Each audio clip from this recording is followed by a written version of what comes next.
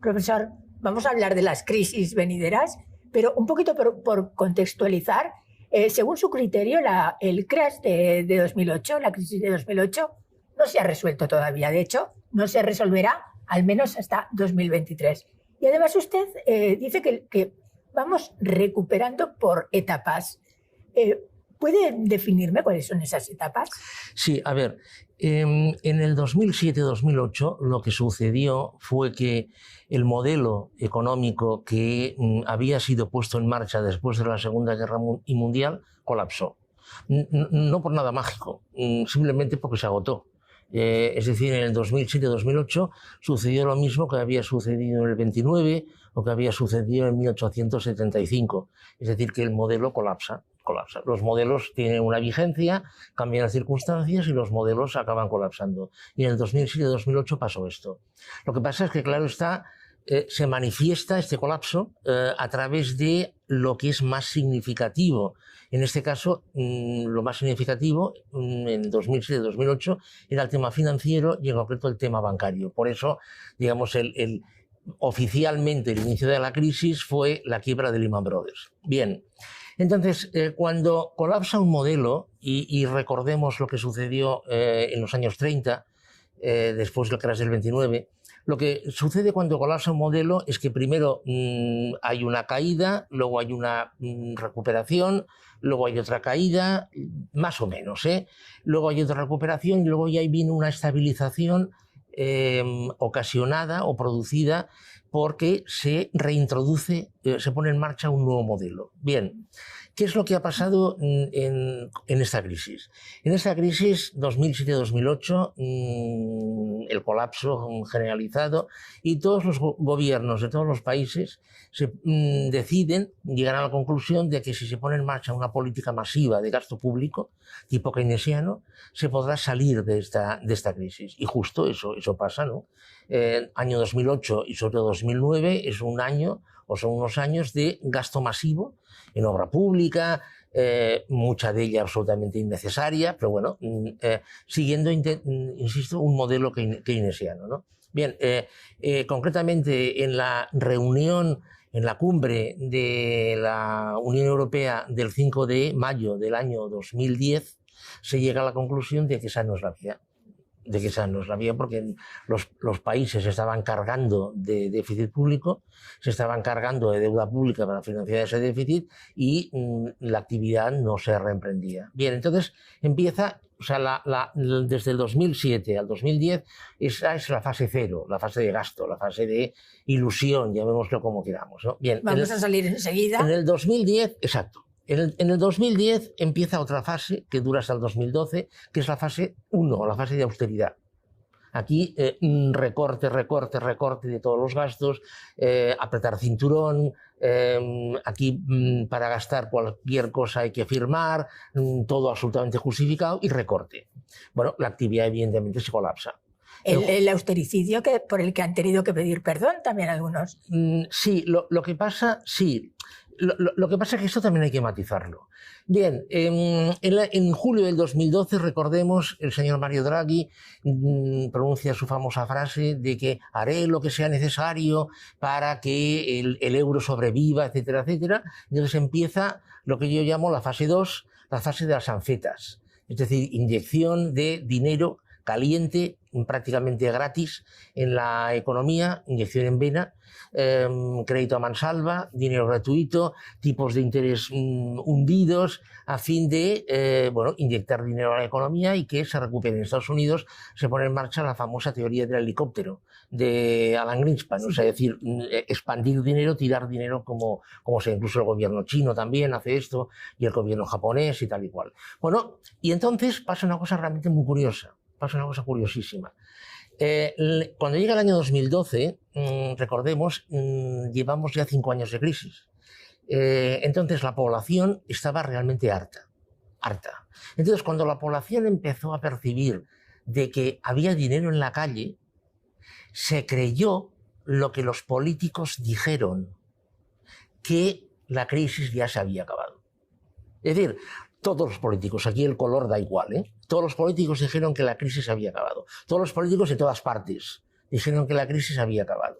No era cierto, porque el problema que había ocasionado la crisis, exceso de oferta, déficit de demanda, etcétera, etcétera, seguía en la calle, ¿no?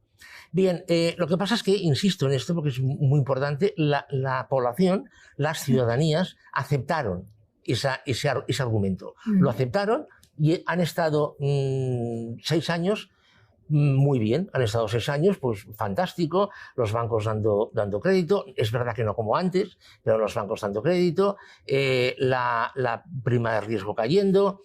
De todas maneras, si usted analiza comentarios, informes del Fondo Monetario Internacional o del Banco Central Europeo, siempre hablan de una recuperación con sombras, recuperación con... que no ha llegado todavía a la población. ¿Por qué? Porque estas entidades, estas instituciones sabían lo que estaba pasando.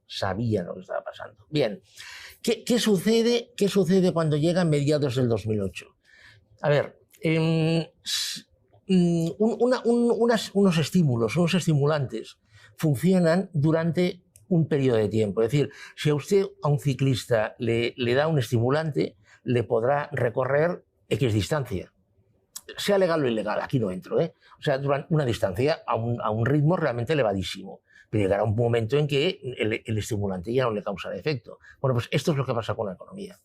Estas inyecciones de dinero a mansalva lo que han hecho ha sido incrementar de nuevo la deuda privada, han hecho que la economía esté dopada totalmente, a base de este crédito gratuito, crédito que las empresas, muchas empresas, entre paréntesis, han utilizado para comprar sus propias acciones, es decir, no tampoco para invertir.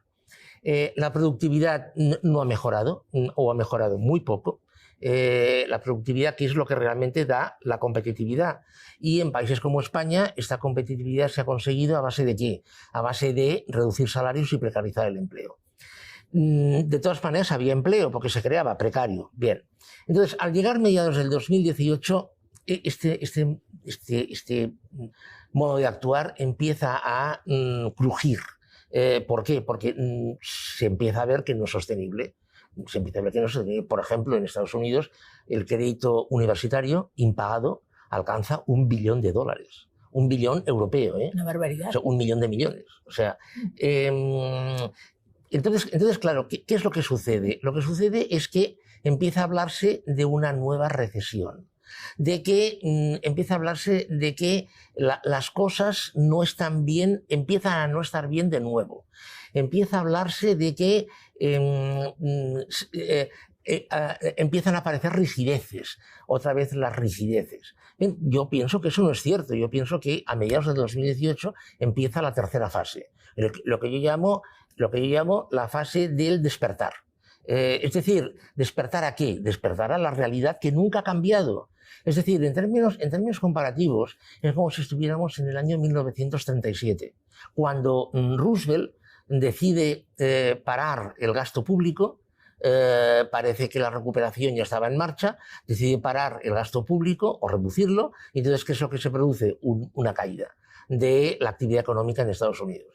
Bien, entonces claro, ahora estamos en una fase que van a tener que hacerse lo que no se ha hecho hasta ahora. ¿Qué es lo que no se ha hecho hasta ahora? Limpieza de los balances de la banca. La banca está muy mal, con activos inflados totalmente, valor contable inflado. Va a tenerse que producir fusiones bancarias. Sobran bancos en todas partes. ¿Cuánto hace que se habla de las fusiones bancarias y no se acaban de realizar? Pues hace bastante que se habla. Lo que pasa es que, claro, imagínense que usted fuera accionista de 5 o 6 bancos. Claro, los accionistas van a sufrir con estas fusiones, porque va a ser la limpieza y la fusión. La productividad tiene que aumentar. La inversión empresarial tiene que aumentar, tiene que haber concentraciones de empresas. Hay empresas que están viviendo de una forma totalmente artificial. El desempleo va a aumentar o el subempleo. Es decir, las finanzas públicas tienen que reestructurarse. Es decir, tienen que suceder una serie de cosas, tienen que pasar una serie de cosas que en realidad tenían que haber pasado ya en el 2009.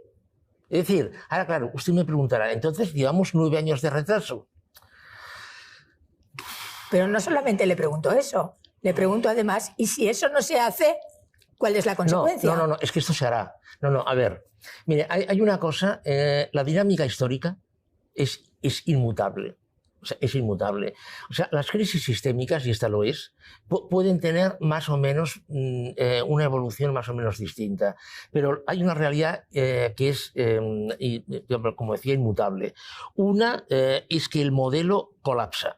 Otra es que tenemos una transición que puede ser más o menos larga. En el año 29 fueron 18 años. Esta transición tiene que tener lugar. En esta transición se realizan limpiezas, en esta transición se realizan cambios, en esta transición se implementa un nuevo modelo y a partir de un momento empieza otro modelo nuevo, otro modelo diferente. Claro, seguiremos en el sistema capitalista, evidentemente, pero el modelo cambiará. Sí, ahora sí. Entonces, o sea, la pregunta... ¿Qué pasa si esto no se hace? Es que no tiene sentido. Se va a tener que hacer. Otra cosa es cómo se haga. O sea, esto, aquí ya, bueno, podemos elegir el color, pero lo que no podemos elegir es el modelo de la silla.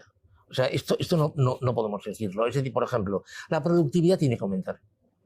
La productividad tiene que aumentar. La productividad tiene que aumentar porque la tecnología y la evolución productiva nos lleva a un aumento de productividad. Quien no aumente la productividad está muerto.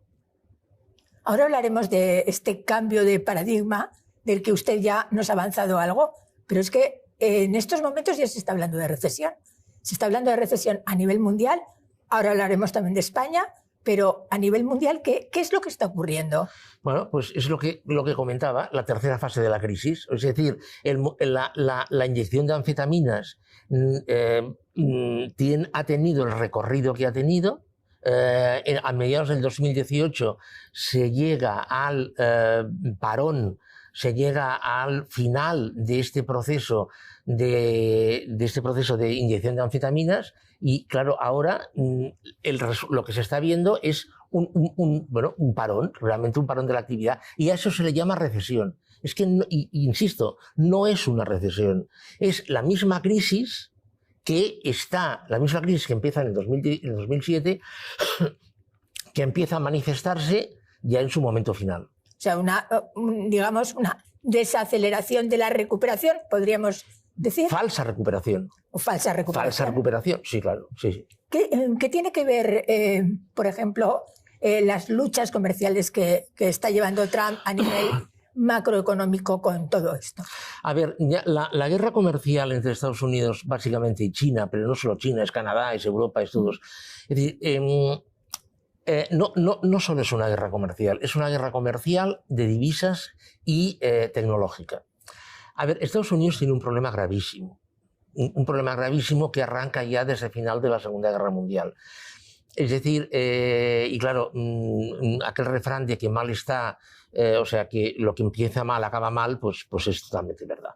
A ver, cuando acaba la Segunda Guerra Mundial, Estados Unidos firma con el resto del mundo un pacto por el cual Estados Unidos aceptará todos los excedentes productivos que el resto del mundo no consuma, a cambio de que el resto del mundo acepte todos los dólares que a Estados Unidos le venga bien imprimir y toda la deuda pública que a Estados Unidos le venga bien emitir.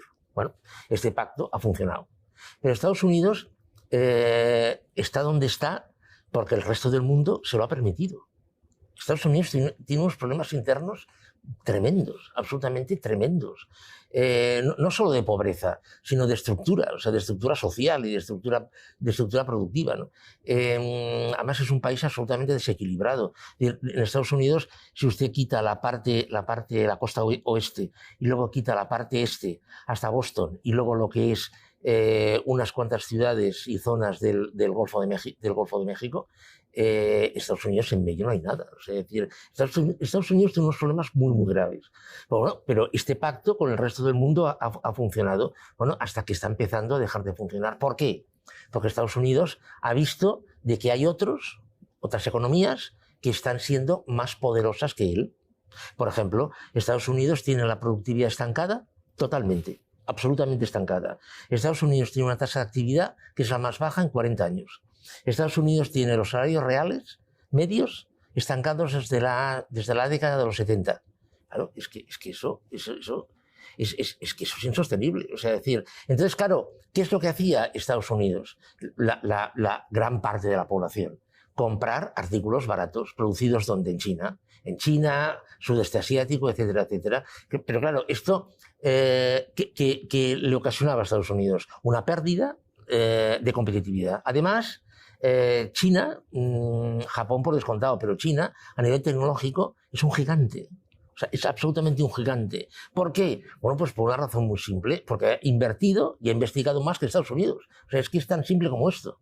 Y luego, encima, resulta que Estados Unidos, el dólar, es moneda de reserva en todo el mundo. A mí personalmente me ha pasado una cosa curiosísima, que yo me lo explico y no me lo creo. Yo en Tanzania he intentado pagar con moneda tanzana y las personas que le intentaba pagar me han dicho no, dólares. O sea, países que no quieren ni su propia moneda, quieren dólares. Entonces, eso está muy bien, realmente es muy bueno, pero eso el problema que tiene es que tu moneda tiende a estar muy sobrevalorada, cosa que a China no le pasa.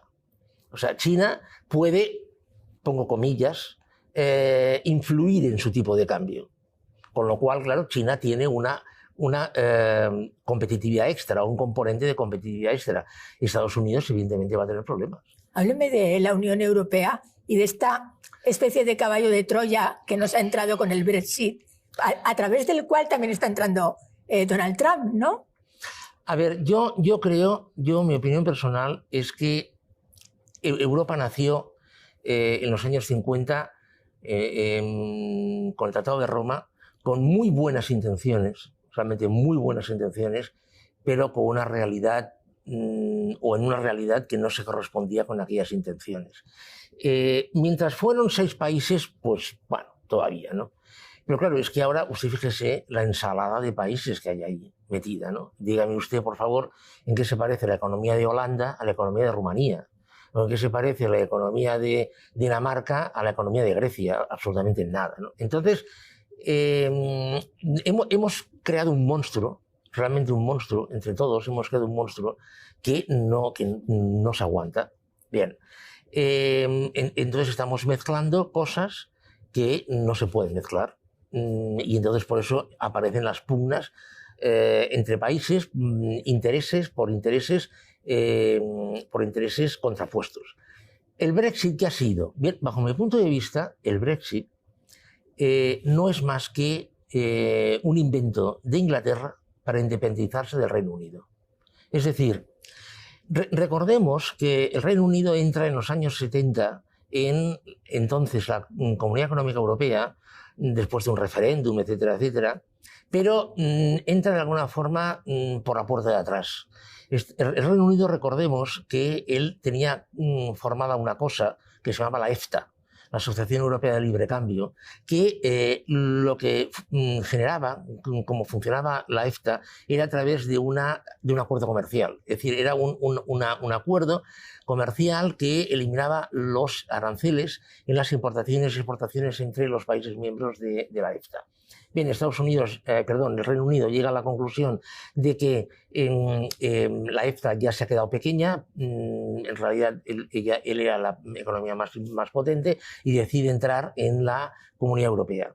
Pero al Reino Unido, esa cosa de crear una Unión Europea con libertad de circulación de personas y con la idea de llegar a un ente federal, esto nunca jamás le interesaba al Reino Unido. Al Reino Unido lo que le ha interesado es crear un ente en el cual las mercancías puedan circular sin ningún problema y donde los capitales puedan circular sin ningún problema. Y cuando le estoy comentando esto, se lo estoy comentando mal, porque yo estoy hablando del Reino Unido cuando en realidad tendría que hablar de Inglaterra. ¿Qué quiero decir con esto? Vamos a ver, el Reino Unido sabemos que está formado por Irlanda del Norte, Escocia, Inglaterra y Gales. Bien, Irlanda del Norte hoy es una parte del Reino Unido que a Inglaterra, que es donde está toda la generación de PIB y todo el peso económico, no le interesa para nada. Es decir, Hoy por hoy, dejando al margen que una serie de parlamentarios de Irlanda del Norte están apoyando al gobierno, dejando al margen esto, en términos económicos, Inglaterra a Irlanda del Norte no le interesa absolutamente para nada. Es decir, que si se va con la República, mejor, con la República de Irlanda, quiero decir, mejor, mucho mejor. Escocia le cuesta dinero al Reino Unido, a Inglaterra, le cuesta dinero. O sea, es decir, que si Escocia se va, genial, fantástico. Gales no pinta mucho, no tiene mucho peso. Incluso en Gales ahora están empezando movimientos independentistas, es curioso. Pero bueno, entonces yo tal y como lo veo, el Brexit se va a producir. Inglaterra, Escocia dice entonces que va a hacer su referéndum y va a abandonar el Reino Unido. Si eso pasa, yo creo que Irlanda del Norte acabará uniéndose con la República de Irlanda y Gales no lo sé. Pero entonces quedará Inglaterra sola y sola puede hacer dos cosas. Primera cosa, estrechar las relaciones con Estados Unidos.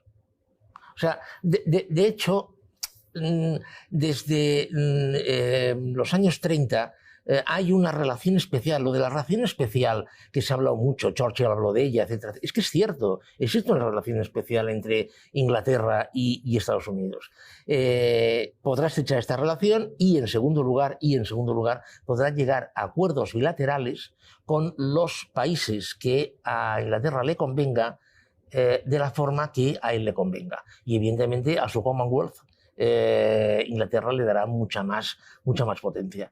Entonces Europa, ¿qué pasará en Europa? ¿Qué pasará en una Europa con una Escocia integrada y una Inglaterra separada? Bueno, pues yo creo que se llegará a un acuerdo. Mire, yo pienso que, en mi opinión, la mentalidad más práctica que yo me he encontrado en mi vida son los ingleses. Los ingleses son ultra prácticos. Los ingleses nunca van a llegar a un follón si no sacan algo. Claro, ahora me dirá usted, bueno, esto lo hace todo el mundo, sí, pero los ingleses más. Entonces, al otro lado de Europa, a una Alemania, a una Suecia, a una Holanda, ¿les interesa tener un follón con Inglaterra? Claro que no. Claro que no. En absoluto. Claro que no. Entonces se llegará a un acuerdo. Estoy absolutamente convencido. El problema de Europa es otro. El problema de Europa es que aquella famosa idea de la Europa a dos velocidades que nace a principios de los 80 y que quedó apartada porque no era políticamente correcta, ahora está empezando a emerger otra vez. Y en Europa, no nos engañemos, hay tres Europas. La Europa que sí, la Europa que no y la Europa que ya veremos. Y esto, ¿Va a aguantar Europa el envite de este cambio de paradigma? Lo tendrá que aguantar. Lo que pasa es que ya se están conformando, o sea, este nuevo modelo lo que va a traer también, va a traer muchas cosas, ¿no? Aumento de la tecnología, pero va a traer otra consecuencia, y es que el concepto de Estado, tal y como lo hemos entendido, se diluirá. ¿Qué quiero decir con esto? A ver, cojamos Italia, porque Italia yo creo que es un caso paradigmático. Si usted traza una línea desde el mar Adriático al mar Tirreno, en la frontera con Emilia-Romana, la región de Emilia-Romana, usted tiene dos Italias. Es la que está al norte de esa línea y la que está al sur de esa línea. Bien, Italia yo pienso que se acabará dividiendo. Italia. ¿Y España también? Y España también, y Bélgica también, y Francia también, Inglaterra, el Reino Unido ya lo estamos viendo. O sea, de hecho, yo creo que es la primera que se va a dividir. Y entonces tendremos regiones y clústeres que sí, regiones que no, y regiones que ya veremos. Ejemplo, Alemania. En Alemania, el peso fundamental de la economía alemana la están soportando 4 Länders: Baden-Württemberg, Baviera, Hamburgo y Hesse. Lo demás, en Alemania hay zonas que tienen tasas de paro del 20%. Hoy el 50% de la población de Berlín se ha levantado sin saber si podrá hacer 2 comidas. La mitad de la población de Berlín está recibiendo ayudas públicas. Sí, que no hablamos de Alemania en ese sentido, pero... No, pero es que claro, es que existen 2 Alemanias. Si usted analiza, si usted coge un mapa y posiciona las fábricas, no las sedes sociales, eso no tiene nada que ver, las fábricas, ¿dónde está la industria alemana? Las fábricas están en toda la parte oeste de Alemania, en una franja fronteriza con Francia, ahí están todas las fábricas. En la parte oriental de Alemania no hay nada. La gente se extraña de que el partido AfD esté subiendo en la parte oriental de Alemania, pero es normal, pero sí es lógico. Entonces, estas dos Europas, o sea, usted me ha preguntado si Europa va a aguantar. El concepto de Europa no va a romperse. El concepto no va a romperse, porque Europa ya existe. O sea, el primer concepto de Europa lo inventaron los romanos. O sea, ahí nace la primera Europa, ¿no? Ese concepto no va a desaparecer. Lo que sí que va a suceder es que el concepto, la forma, la administración va a cambiar, evidentemente. Un cambio de paradigma, habla usted, siempre que, evidentemente, donde la economía se va a centrar sobre todo en las grandes plataformas tecnológicas, sí. La tecnología, la robótica, la inteligencia artificial por todos los lados. Evidentemente ya estamos hablando de más paro, de empleos precarios, de una especie de apocalipsis. No, por favor. ¿Cómo lo vamos a resolver? No. A ver, en los años 30 lo resolvieron con una guerra. O sea, la Segunda Guerra Mundial fue la solución definitiva a la depresión de los años 30, a la crisis del 29, ¿no? La crisis del 29.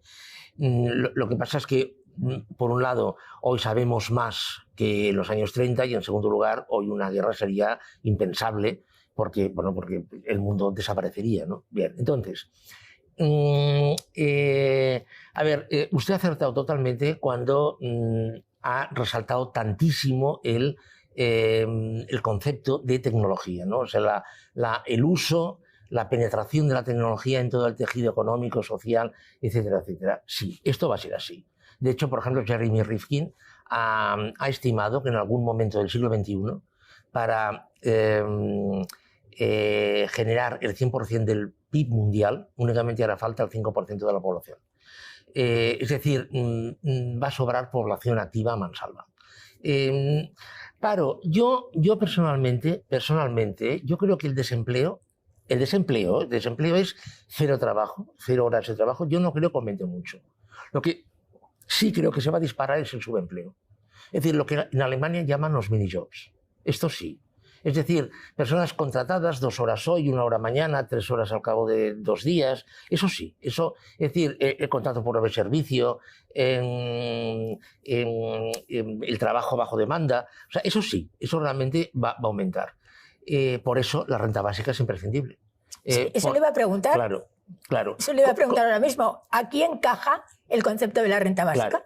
A ver, el concepto de renta básica, que es curioso, la gente lo ha olvidado, pero curioso, el concepto de renta básica lo inventó un economista ultracapitalista, como es el señor Milton Friedman. O sea, alguno se va a tirar de los pelos, ¿eh? Es que lo inventó él, el concepto de renta básica. O sea, es que es curioso. Entonces, en los años 70 lo inventó. Entonces, en una situación en la cual, para la inmensa mayoría de la población, prácticamente para la totalidad de la población, los ingresos que obtiene los obtiene a través del trabajo. Bien, si eso deja de ser así y a través del trabajo va a obtener unos ingresos totalmente insuficientes, bueno, una de dos, o se liquida la población esta, o sea, literalmente liquidada, lo cual pues no. O hay una guerra, que ya hemos dicho que tampoco, o se paralela con una renta básica. Se complementa con una renta básica. De forma tal que la suma de renta básica más estos trabajitos, tareas cortas, poco remuneradas, etcétera, etcétera, para la inmensa mayoría de la población le proporciona unos ingresos suficientes. Además, claro, ahora me va usted a preguntar, ¿pero la población va a aguantar eso? Eso le iba a decir, oiga, claro. Y no va a haber una revolución. Claro, no por dos motivos. En primer lugar, porque las revoluciones, yo como digo, nunca no están de moda, ya no están de moda. Pero es que en segundo lugar, yo creo que la marihuana se va a legalizar. ¿Eso dice usted? Sí. Dice ocio gratis marihuana legal y renta básica. Y renta básica. El trinomio social. Lo que yo digo, el trinomio social. Sí. La renta básica para asegurar unos ingresos de supervivencia, la marihuana para que la gente esté tranquila, calmada, etcétera, etcétera, y ocio, bueno, pues para que puedan sentarse de la tele o delante de donde sea y pasar el rato. ¿Quién va a pagar los impuestos? ¿Y qué va a pasar con los servicios básicos, la sanidad, la educación, el estado del bienestar? ¿Va a desaparecer? No. A ver, el modelo de protección social, esto tal y como lo hemos conocido, tal y como lo entendemos, va a desaparecer. Pero es que va a desaparecer, a ver, porque a esto se le ha dado una vertiente ideológica. No tiene nada ideológico esto. Es decir, el modelo de protección social va a desaparecer porque los supuestos que se hicieron cuando el modelo de protección social se puso en marcha ya no se cumplen. Cuando en los años 50, principios de los años 50, se pone en marcha el modelo de protección social, se hacen 4 supuestos. 4. Primero, pleno empleo del factor trabajo. Segundo, salarios crecientes e indexados a la inflación. Tercero, demanda creciente del factor trabajo. Y cuarto, esperanza de vida tras la jubilación de como máximo 10 años. Hoy, ninguno de estos supuestos se está cumpliendo. Si el modelo de protección social se ha de pagar con las cotizaciones y los impuestos de la población y los salarios están a la baja, el modelo de protección social no es sostenible. Insisto, y no tiene que ver con la ideología esto. Absolutamente nada que ver con la ideología. Entonces, claro, este modelo que hemos conocido no se podrá aguantar. Ahora, claro, usted sigue con su pregunta. ¿Qué va a pasar con la sanidad, con la educación, etcétera, etcétera? Bueno, pues yo pienso que una sanidad básica habrá y a partir de ahí... A ver, tenemos que contar con otra cosa, ¿eh? Los precios de las cosas van a bajar muchísimo porque la productividad se va a disparar. Es decir, hoy una tomografía, hoy un escáner cuestan bastante dinero. Claro, si la productividad aumenta, el precio bajará, con lo cual técnicas quirúrgicas o técnicas de investigación médica que hoy se están practicando, que son muy caras, su precio va a bajar muchísimo va a bajar. Por ejemplo, todo el tema de la producción aditiva, la impresión 3D, aquí va a abrir un abanico, una serie de posibilidades tremendas para la impresión de órganos, para introducir a personas que tengan problemas con esos órganos. Hoy en día se hace a través de trasplante. Un trasplante es muy caro. La impresión de un órgano acabará siendo muchísimo más barata. O sea, es decir, el precio va a bajar. Pero bueno, a ver, lo que sí que es cierto es que la esperanza de vida, eso que se está hablando de esperanzas de vida de 150 años, no va a pasar. Hoy, por ejemplo, se da... Más bien todo lo contrario. La esperanza de vida va a bajar. Es decir, nos vamos a morir antes. Sí. Hablamos de media, ¿eh? Me está usted hablando de que estamos viviendo una época privilegiada, ¿no? Sí. Bueno, ya no, ¿eh? La época privilegiada, la época súper, ultra privilegiada fue entre el año 50 y el año 75. Esa época, bueno, ya se le llama la era dorada, se le llama. Luego una época muy buena también, muy buena, en términos generales hablamos, no hablamos de un caso específico, fue entre el año 95 y el año 2007. Lo que pasa es que, claro, estábamos generando un monstruo. Pero bueno, fue buena. Es decir, para el ciudadano medio, para la ciudadanía, el año 2005 fue fantástico. Lo que pasa es que nosotros sabemos que ahí se estaban cargando de deuda y toda la problemática. Pero bueno, pero esa época se ha acabado. O sea, estas épocas buenas se han acabado. Ahora viene una época muy larga, muy dura. Es decir, claro, ahora usted me dirá, bueno, pero antes has dicho que la crisis acaba entre el 2023-2024, entonces si la crisis acaba ya volveremos a estar bien. No, que la crisis se acabe quiere decir que llegaremos a una estabilidad, se implementará un modelo estable. De la marihuana, vamos.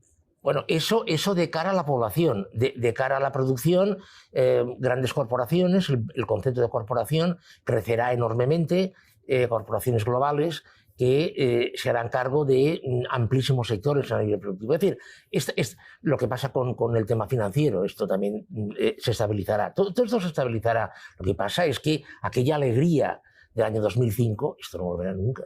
Bueno, nunca no lo sé, si en el 3500 no sé qué pasará, pero desde luego no volverá. Ahora volveremos a España para centrarnos un poquito, pero dígame antes, las grandes tecnológicas, las grandes plataformas tecnológicas, Microsoft, Google, que van a liderar la economía mundial, no van a aportar nada a la sociedad, no van a pagar impuestos, van a seguir sin pagar impuestos. Hagámoslo al revés. Imaginemos, por ejemplo, que una gran tecnológica, es curioso porque usted solamente ha hablado de plataformas de Internet. No, hay otras, o sea, por ejemplo, Alibaba, General Electric es un monstruo, etcétera, etcétera. O sea, hay empresas tecnológicas que son monstruosas, Volkswagen.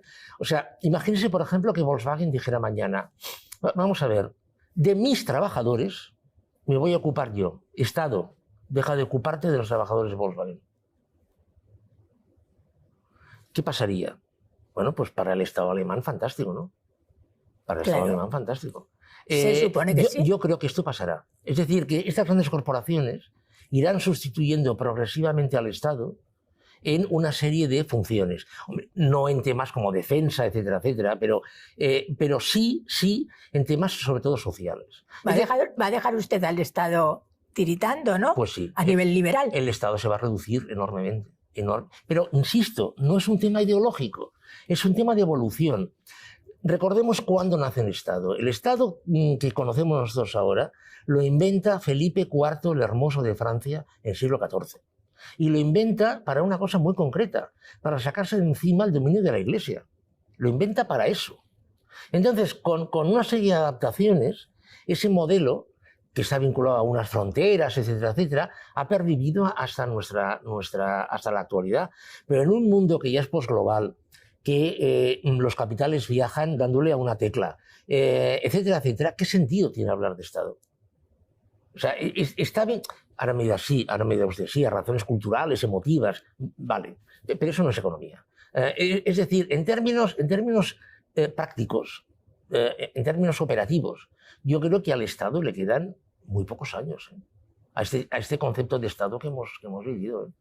Vámonos a España un momento. Ya lo hemos dicho, ya está aceptado por todos que estamos desacelerando, la economía está desacelerando, pero en España, exactamente, o sea, concretamente, ¿cómo nos va a afectar? España está muy mal. España está muy mal. Y los políticos no nos están explicando la verdad a los españoles. Todos los políticos no nos están explicando la verdad. A ver, mire, España es un país, España es una economía, en primer lugar, muy dependiente. El 96% del petróleo, por ejemplo, que España consume, lo debe importar del exterior. España tiene mucho sol, podría utilizar ese sol, sí, pero para eso hace falta invertir. ¿Sabe usted cuál es el país del mundo donde yo he visto más energía solar? En Alemania. ¿Por qué? Porque allí invierten, tienen fondos para invertir. Bien. En segundo lugar, en España, ¿cuáles son las tres actividades que más aportan al Producto Interior Bruto? El comercio, el turismo y la construcción. ¿Cuáles son las tres actividades que más aportan al empleo en España? El turismo, la construcción y el comercio. Es decir, son actividades de bajo valor añadido. El gran problema que tiene España es que depende del exterior y aquí en España la generación de PIB está vinculada a una serie de sectores de muy bajo valor añadido, con lo cual, y aquí quería llegar, la productividad es muy baja. Guillermo de la Dehesa hace años hizo un estudio muy interesante en el cual analiza pues, varias décadas y se ve que es curioso, se ve curiosísimo. Cuando en España sube el Producto Interior Bruto y sube el empleo, la productividad baja. Cuando el Producto Interior Bruto cae y el empleo cae, la productividad sube. Sube, baja, sube, baja. Es decir, en España hay un divorcio entre productividad y empleo. Lo que decíamos antes, esa competitividad que ha conseguido la industria española, y que ha hecho exportar tanto a España, etcétera, etcétera, o ese turismo que está viniendo, que es de bajo poder de gasto, se ha conseguido porque los salarios son bajos, el empleo es precario y porque, evidentemente, la inversión no ha sido necesaria porque el bajo valor añadido necesita poca inversión. Entonces, claro, ¿qué es lo que sucede? Si el gran problema que tienen las exportaciones, y esto también le pasa a Alemania, en España ahora ha bajado, pero en España ha llegado que más o menos el 32% del Producto Interior Bruto eran exportaciones. Entonces, ¿qué es lo que sucedía? Para que te compren fuera, o sea, para tú poder exportar, alguien fuera te ha de comprar. Si fuera reducen sus compras por la razón que sea, una de dos, o lo consumes dentro, o bien para reducirse el consumo interno está bastante tiritando. El consumo interno, pero es que ¿por qué está tiritando? Está tiritando porque la capacidad de consumo del español medio es la que es. Por ejemplo, el automóvil. Dicen el automóvil, las ventas de automóviles están cayendo. Claro, ¿por qué están cayendo? En primer lugar, quien quería comprarse un coche y podía hacerlo ya lo ha hecho. Prácticamente ya no queda nadie que quisiera un coche y pudiera pagarlo que no lo tenga ya. Y en segundo lugar, porque los jóvenes, los millennials, muchos de ellos no quieren coche. No quieren coche, es cierto. Mi hijo es ingeniero de telecomunicaciones. Mi hijo vive en Barcelona. No tiene coche. Dice, ¿para qué quiero un coche? ¿Para qué quiero un coche? Cuando quiero desplazarme, tengo metro, taxi, autobús. ¿Para qué quiero un coche? Mi hijo no tiene coche. O sea, y si lo necesita, lo alquila. Entonces, claro, ¿qué es lo que sucede? Lo que sucede es que este modelo social, que ya es social, está influyendo en la evolución de las cosas. Claro, si resulta que en España tenemos esta dependencia del exterior y, por otra parte, el sistema productivo español está tan sesgado y está de bajo valor añadido, España tiene un problema. ¿Usted cree que los políticos, todos, no vamos a hablar de unos o de otros, son conscientes de todo esto? Hombre, ¿o están metidos en una película? Yo creo que son totalmente conscientes. Yo creo que son conscientes. Entonces, ¿por qué no nos lo cuentan? Porque eso que tendrían que explicar es feo y las cosas feas enfadan a la gente. Y si la gente se enfada, no vota. Con lo cual, mejor no dicen nada y cuentan otra historia. Yo ¿sabe cómo creo que va a acabar esta película? Esta película, la de ahora, es decir, estas previsiones que ha hecho el gobierno del 2,3% este año de crecimiento y el 1,9% el año que viene, no se van a cumplir. No se van a cumplir. En septiembre va a haber gobierno. Y desde Bruselas, a la que haya gobierno, le van a llamar al presidente del gobierno, sea el que sea, y le van a decir, apunta. Va a haber subidas de impuestos, va a haber recorte de gasto, va a haber persecución del fraude fiscal, etcétera, etcétera. Y esto va a afectar a lo que es toda la economía española. Es decir, a España no le viene una época buena, ¿eh? No le viene una época buena. Nos dicen lo contrario, pero bueno.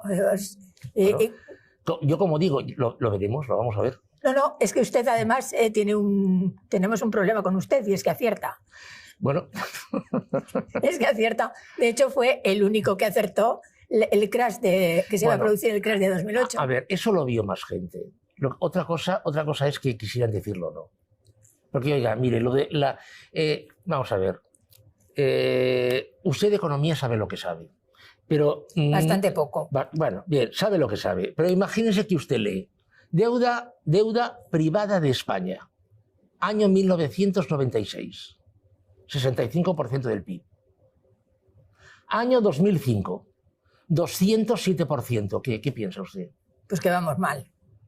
Eso lo vi yo, pero eso lo tuvo que ver más gente. Lo que pasa es que yo lo dije. Esto es insostenible, esto lleva a un desastre. Esto que pasaba en España, pasaba en el Reino Unido, pasaba en Francia, pasaba en Estados Unidos, pasaba en todas partes. Vamos terminando, profesor, pero dígame, usted ha pronosticado también la caída del capitalismo, la desaparición del capitalismo allá por el 2060. ¿Y por qué lo vamos a sustituir? Bueno, a ver, yo no sé por qué, si esto me lo pregunta ahora, no lo sé. En el año 2015-2016, la OCDE hizo de golpe 4 estudios con diferentes títulos, pero todos hablaban de lo mismo, del escenario económico en el año 2060. Unos estudios muy bien hechos realmente. Entonces lo que se ve es que el Producto Interior Bruto de los países miembros de la OCDE y de los no miembros de la OCDE se hunde. Es decir, hasta el año 2025 estamos estancados prácticamente, y a partir de ahí empieza un declive muy suave, hasta el 2060. Esto los miembros de la OCDE, los no miembros caen en vertical. No miembros, por ejemplo, recordemos que es China, por ejemplo, recordemos que es Brasil. Bien, entonces, de forma tal que en el año 2060 el Producto Interior Bruto de los países miembros de la OCDE es más bajo que en el año 2005. Es imposible, es absolutamente imposible que un sistema en el cual, en un periodo de tiempo largo, cuidado, no corto, que en un periodo de tiempo de 50 años decrezca, se mantenga. ¿Qué quiere decir esto? Pues quiere decir que el sistema capitalista ha llegado también a su colapso. De la misma forma que los modelos colapsan, los sistemas también colapsan. Y no es la primera vez que pasó. Colapsó el sistema feudal, colapsó el sistema mercantilista, colapsó el sistema precapitalista, etcétera, etcétera. Usted pregunta, ¿por qué va a ser sustituido esto? Bueno, a ver, yo creo, esto es una creencia mía, la esencia del capitalismo, ¿cuál ha sido? El individuo. ¿Va? O sea, es decir, el individualismo, el individuo, la frase capitalista por excelencia, el ganador se lo lleva todo, el más capaz gana, ¿sí? Sobrevive el que sabe adaptarse. Estos son máximas capitalistas, ¿no? Claro, si resulta que ya estamos viendo, porque esto está pasando, que cada vez se coopera y se colabora más, claro, yo deduzco que dentro de este declive generalizado en estos años, en estas décadas siguientes, claro, el sistema que vendrá después será un sistema totalmente colaborativo, de cooperación y colaboración.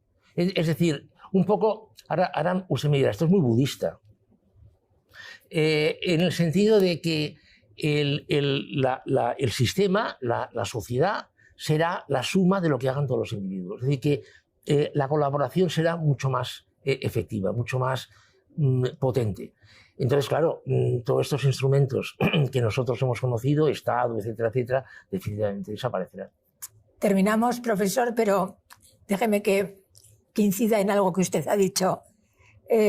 Ocio gratis, marihuana y renta básica. Y además viviremos menos y peor. En fin, qué triste, ¿no? Claro, es que a ver, viviremos peor para nosotros que hemos vivido una época dorada. Claro, si ahora que usted lo ha dicho, ¿no? Estamos en recesión, etcétera, etcétera. Si ahora trajéramos a un señor de una aldea de Kenia, le trajéramos aquí, diría que eso es maravilloso. Claro, todo esto es relativo. Es relativo. Claro, para nosotros, en términos nuestros, pues sí, yo estoy convencido. El año 2025 o 2030 sean mucho peores que el año 2005. Y menos libertad también. Y menos libertad individual, sí. Menos libertad. Lo que pasa es que esto nos lo van a vender como tendrá que ceder libertad y tendrá que ceder privacidad para tener más seguridad. Esa sería otra entrevista. Profesor Becerra, muchísimas gracias. A ustedes. Hasta luego.